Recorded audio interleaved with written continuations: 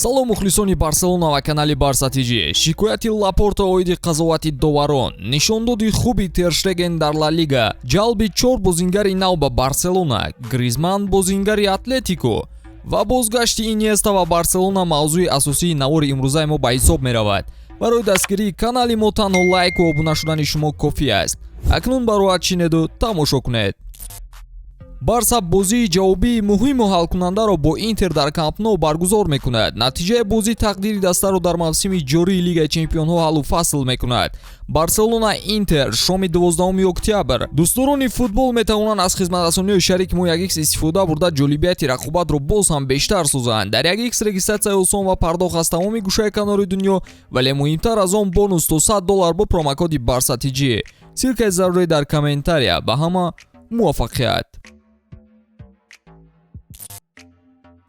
дар бозии даври сеюми марҳилаи гурӯҳии Лигаи Чемпионҳо Барса ба меҳмонии Интер рафта буд. ҳолатҳои баҳсбарангез ва қарори ноадолатонаи доварон низоъ байни дастаи каталонӣ ва УЕФАро ба миён овард. Президенти бошгоҳи Барселона аз натиҷаи бозӣ норозӣ буда арзияи шикоятӣ ба УЕФА ирсол кардааст. Намедонам довари масъули ВАР чӣ хусумате доштааст ки ҳам дар бозӣ бо Бавария ва ҳам дар бозӣ бо Интер пеналтии тозаро ба фоидаи Барса таъин накардааст. Пол Ван Бук элноми довариро пас зада ба иштибоҳи калон дар бонуфузтарин лигаи футболии Аврупо роҳ дод. Лапорта оиди он хатогиҳои нобахшиданӣ ба дастааш чунин ибрози андеша кард. доваре ки дар бозӣ бо Бавария ба мо пеналти надод, дар бозӣ бо Интер ҳам душманӣ ба мо мекард. муқобили Левандовски фоли 100% буд. онро ҳама тасдиқ карданд, вале доварон намедонам куҷоро нигоҳ мекунанд. ин шармандагии калон аст. ба ҳамин хотир ман тарафдори Суперлига ҳастам. он ҷо корҳо ба таври профессионалӣ мераванд, қайд кардааст президенти Барселона Лапорта. айни ҳол ки Барселона бо экспериментҳои ҷолиб ҳаят омода сохта бозӣ карда истодааст, хати ҳимояи даста аз набудани ҳимоятгарони асосӣ то ҷое мелангад. гап сари он меравад ки дар мавқеи ҳимоятгари марказӣ мо шоҳиди ба майдон баромадани бозингароне шуда истодаем ки дар дигар мавқеъ асосан бозӣ мекунанд. аз ҳамин сабаб хатари ҳамлаҳои рақибон бештару бештар ба чашм мерасад. ба ҳама мушкилиҳо нигоҳ накарда бозингари охирини даста, яъне дарвозабони олмонӣ Тер Штеген вазифаи худро беиштибоҳ иҷро карда истодааст. ӯ бори гарони дастаро ба дӯши худ гирифтааст. нишондоди Тер Штеген дар мавсими ҷории Ла Лигаи Испания шоистаи таъриф аст. даста дар бозиҳои ҳассос бо ҳисоби минималӣ ғалаба ба даст меовард ки баъдан сейвҳои Тер Штеген дастаро сарболо аз майдон берун мекард. охирин маротиба дастаи Барселона муқобили Реал Соседад ба дарвозааш гол сар дода буд ки бозӣ бо ҳисоби 4-1 ба фоидаи каталониё хотима ёфта буд. айни ҳол Тер Штеген дар ҳисоби худ 7 бозӣ бидуни сар додани гол дорад. ин нишондоди беҳтарин дар чемпионати Испания ба ҳисоб меравад. Матео Алимани дар вохӯрии роҳбарияти Барса иброз кард ки даста тобистони оянда талоши ба даст овардани бозингарони агенти озод мешавад. имсол ба онҳо муяссар шуд ки Кесе, Кристенсен, Алонсо ва Беллеринро бо инро ба даста ҷалб кунанд. баъзе аз манбаъҳо хабар медиҳанд ки бозингароне ки дар шортлисти Барса қарор доранд ин Нголо Канте ва Жоржиньо аз Челси, Юри Тилеманс аз Лестер Сити ва Милан Шкриньян аз Интер мебошанд. шартномаи бозингарони номбурда тобистони оянда ба охир мерасанд ва Барселона яке аз муддаиён барои ба даст овардани онҳо мешавад. барои ба қайд гирифтани бозингарони нав Барсаро мебояд боз аз бозингарони лозими худ халосӣ ҷӯяду онҳоро ба фурӯш гузорад.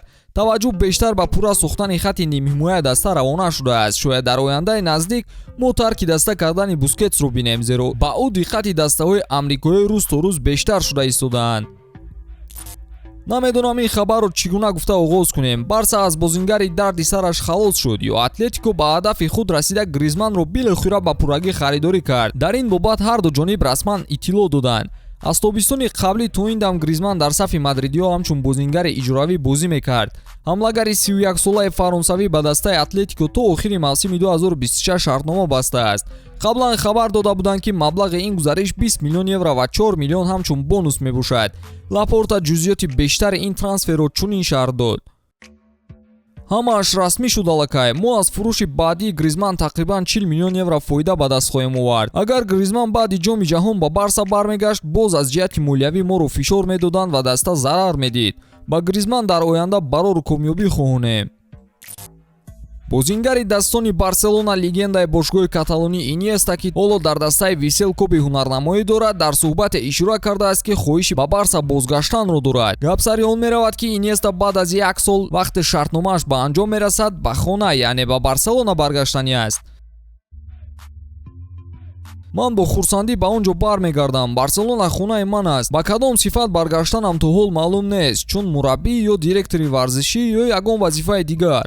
қайд кардааст Иньестаи 38 сола. Иньеста то охири мавсим дар Ҷопон боқӣ мемонад. Ҳатто имконияти тамдид кардани шартномааш то феврали соли 2024-ро дорад.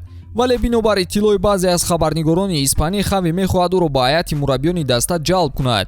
мо ку то ин дам бозии онҳоро дар якҷоягӣ дидем. Акнун вақти он расидааст ки ҳардуи ин нобиғаи мактаби тики-такаро дар вазифаҳои дигари Барселона бубинем.